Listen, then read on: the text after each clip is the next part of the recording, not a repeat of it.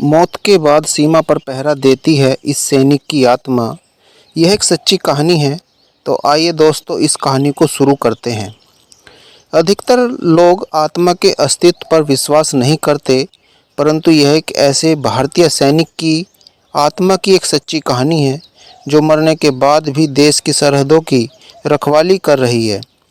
इस सैनिक की आत्मा के अस्तित्व को भारतीय सेना ने भी स्वीकार किया है। यह सैनिक सन 1968 में भारत चीन बॉर्डर पर ड्यूटी करते समय शहीद हो गया था। इस सैनिक के दिल में देशभक्ति का भाव इस हद तक कूट-कूट कर भरा हुआ था कि मरने के बाद भी उन्होंने देश की सेवा करना नहीं छोड़ा। और आज भी इस सैनिक की आत्मा भारत चीन बॉर्डर पर सरहद की पहरेदारी कर रही है। भारतीय सेना ने भी इस सैनिक की आत्मा के अस्तित्व को स्वीकार किया और इस आत्मा को एक सैनिक का दर्जा देते हुए वे सभी सम्मान और सुविधाएं प्रदान की जो एक सैनिक का अधिकार होता है। यह कहानी है जांबाज सिपाही हरभजन सिंह की, जिन्हें आज बाबा हरभजन सिंह के नाम से जाना जाता है। हरभजन सिंह का जन्म एक सिख परिवार में 30 अगस्त सन 1946 में सरदाना नाम के गांव में हुआ था। वर्तमान में यह गांव पाकिस्तान में स्थित है। 20 वर्ष की आयु होने पर सन 1966 में हरभजन सिंह भारतीय सेना की पंजाब रेजिमेंट की 24वीं बटालियन में बतौर सिपाही भर्ती हो गए, जिसके बाद उनकी पोस्टिंग सिक्किम राज्य में भारत चीन बॉर्डर पर नाथुला दर्रे पर कर दी गई। यह इलाका समुद्र तल से लगभग 13,200 फीट की ऊंचाई पर स्थित है। वर्ष के अधिकांश समय यह इलाका बर्फ की मोटी परत से ढका रहता है। 4 अक्टूबर 1968 के दिन हरभजन सिंह घोड़ों के एक काफिले पर सामान लादकर डोंग चुइला से अपनी पोस्ट की तरफ लौट रहे थे। भयानक ठंड का मौसम था, चारों तरफ बर्फबारी हो रही थी। अचानक पहाड़ी रास्तों पर उनका संतुलन बिगड़ जाता है और वे घोड़े समेत बर्फीली नदी में गिर जाते हैं। पहाड़ी से नीचे नदी में गिरने के कारण उनकी मृत्यु हो जाती है। नदी के तेज बहाव में उनका शरीर बहकर घटना स्थल से 2 किलोमीटर दूर पहुंच जाता है। जब हरभजन सिंह समय से अपनी पोस्ट पर नहीं पहुंचे, तब सेना ने उनकी खोज शुरू कर दी। बहुत ढूंढने पर भी जब हरभजन सिंह नहीं मिले, तब सेना को लगा कि हरभजन सिंह अपनी ड्यूटी से बचने के लिए भाग गए हैं। इसके बाद सेना ने हरभजन सिंह को भगोड़ा घोषित कर दिया। कुछ दिनों के बाद हरभजन सिंह की आत्मा ने अपने साथी को सपने में बताया कि उसकी मृत्यु हो चुकी है और उसका शरीर इस स्थान पर फंसा हुआ है।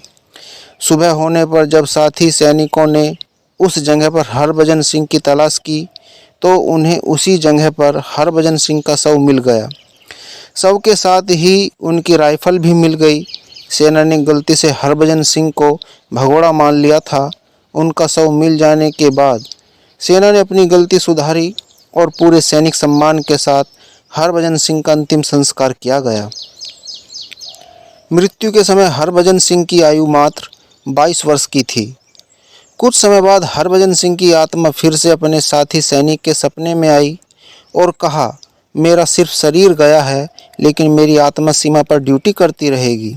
साथी सैनिकों ने इस सपने की बात को अपना वहम समझा और इस पर कोई ध्यान नहीं दिया। लेकिन कुछ दिनों के बाद उन साथी सैनिकों के साथ कुछ अजीब घटनाएं होने लगी। जैसे यदि किसी सैनिक से कोई गलती होने वाली होती या उनके साथ कोई अनहोनी घटना होने वाली होती, तो हरभजन सिंह की आत्मा उन्हें पहले ही सपने में आकर आगाह कर देती थी और वह बात बिल्कुल सही साबित होती थी। यदि कोई सैनिक ड्यूटी के दौरान लापरवाही करता, तो उनकी आत्मा उसे तुरंत सचेत कर देती थी। भारतीय सैनिकों को हमेशा यह एहसास होता था कि एक अदृश्य सैनिक उनके साथ सीमा की रखवाली कर रहा है। इस प्रकार हरभजन सिंह भारतीय सैनिकों के लिए बाबा हरभजन सिंह बन चुके थे। जब यह बात फैलने लगी, तब सेना के उच्च अधिकारियों ने इसकी पुष्टि की और वे इसे सत्य पाकर हैरान रह गए। बाबा हरभजन सिंह की आत्मा चीन की तरफ से की जाने वाली किसी भी कार्यवाही की सूचना भारतीय सेना को 72 घंटे पहले ही दे देती थी। यदि भारतीय सेना को चीनी सेना का कोई मूवमेंट पसंद नहीं आता था, तो हरभजन सिंह की आत्मा चीनी सैनिकों को भी इस बारे में अवगत करा देती थी। कई बार चीनी सैनिकों ने भारतीय सेना के अधिकारियों से यह शिकायत की कि आपकी सेना का एक जवान रात को घोड़े पर सवार होकर सीमा पर गश्त लगाता है। ये बाबा हरभजन सिंह ही थे जो रात में सीमा पर पहरा दे रहे थे। इस प्रकार चीनी सैनिक भी बाबा हरभजन सिंह की आत्मा के अस्तित्व पर पूर्ण विश्वास करने लगे थे। इसके बाद सेना ने हरभजन सिंह की आत्मा को ड्यूटी पर तैनात सिपाही का दर्जा दिया और उन्हें वे सभी सुविधाएं प्रदान की जो एक सैनिक को दी जाती है। सेना ने उनके बंकर को मंदिर का रूप दे दिया। बंकर में उनके कपड़े, वर्दी, जूते, बिस्तर और अन्य सामान रख दिए गए। बाबा हरभजन सिंह को आम सैनिकों की तरह तनख्वाह, बोनस, प्रमोशन, छुट्टी, भोजन जैसी सभी सुविधाएं दी जाने लगी। इसके बाद उन्हें भारत चीन सीमा पर होने वाली हर फ्लैग मीटिंग शामिल किया जाने लगा। मीटिंग में हरभजन सिंह के नाम से एक खाली कुर्सी रखी जाती थी। सैनिकों को साल में 2 महीने की छुट्टी के मिलते हैं। इसी प्रकार बाबा हरभजन सिंह को भी 2 महीनों के लिए उनके गांव छुट्टी पर भेजा जाता था। उनके नाम से ट्रेन का टिकट बुक किया जाता था और सेना के 2 जवान उनका सामान उनके गांव छोड़कर आते थे और इसी प्रकार उन्हें छुट्टी से वापस भी लाया जाता था। इन 2 महीनों के दौरान बॉर्डर पर सेना के जवान हाई अलर्ट पर रहते थे क्योंकि इस दौरान उन्हें बाबा हरभजन सिंह से कोई मदद नहीं मिलती थी। बाबा हरभजन सिंह को सेना के नियमों के अनुसार समय समय पर प्रमोशन भी दिए जाते थे। बाबा हरभजन सिंह सैनिक के पद से प्रमोट होते होते कैप्टन हरभजन सिंह बन चुके थे। हर सैनिक समय आने पर रिटायर हो जाता है। इसी प्रकार कैप्टन बाबा हरभजन सिंह को भी 2005 में रिटायर किया जाना था, परंतु ड्यूटी के प्रति उनकी निष्ठा को देखते हुए उनका कार्यकाल 1 साल और बढ़ा दिया गया। इस प्रकार 2006 में कैप्टन बाबा हरभजन सिंह रिटायर हो गए। रिटायरमेंट के बाद जब तक हरभजन सिंह की माताजी जीवित रही, उन्हें हरभजन सिंह के नाम से पेंशन भी मिलती रही। इसके बाद सेना ने उनके नाम से एक भव्य और विशाल मंदिर का निर्माण करवाया और यहाँ उनकी मूर्ति स्थापित की गई। इस मंदिर में बाबा जी का ऑफिस और बेडरूम बनाए गए हैं। रिटायरमेंट के बाद बाबा हमेशा के लिए अब इसी मंदिर में रहने लगे हैं। भारतीय सेना बाबा हरभजन सिंह के दोनों मंदिरों की देखरेख करती है। बाबा जी के कमरों की दोनों समय सफाई की जाती है। उन्हें चाय, नाश्ता और भोजन समय समय पर परोसा जाता है।